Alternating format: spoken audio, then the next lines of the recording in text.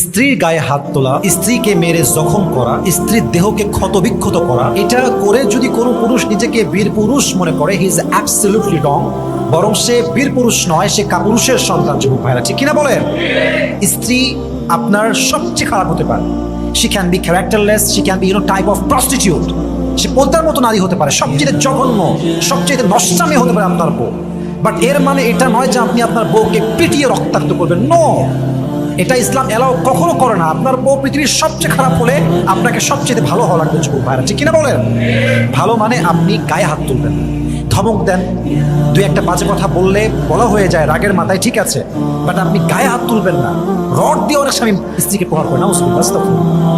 এটা কোন ধরনের ব্যবহার যুবক ভাইয়ারা? না, কোরআন কি বলে আমি একটু বুঝাই বলি, খুব সংক্ষেপে আমি বলছি। দেখেন, কোরআন বলে যদি আপনার বউ পৃথিবীর সবচেয়ে খারাপ মেয়ে হয়, তিনটা স্টেপ আপনি নেবেন। প্রথমত, কয়টা স্টেপ? প্রথম, ফাইযুহুন্না। কি সুন্দর কোরআন, কি সুন্দর সিস্টেম। দেখেন, বউ খারাপ, শুধরাবেন কেমন? আল্লাহ তাআলা বলছেন আগে বোঝাও, ভালো করে বসিয়ে আদর করে মায়া দিয়ে ভালোবাসা দিয়ে पहले उसे समझाओ कि ये करना नहीं है तुम्हें, ये तुम्हारे साथ नहीं जाता, এটা তোমার সঙ্গে যায় না, এটা করো না প্লিজ।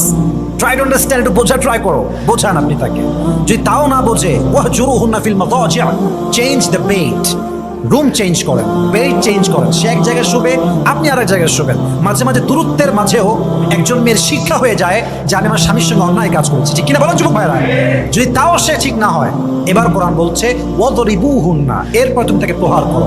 এখন প্রহার মানে যে আমি ইচ্ছা মতো মারবো, রড দিয়ে মারবো, হাত দিয়ে ঘুষি মারবো নাকের উপরে, না। মারার উদ্দেশ্য হচ্ছে, আপনি ব্যাখ্যায় আসছে, এমন বস্তু দিয়ে আঘাত করা যার দ্বারা দেহে কোনো দাগ না পড়ে।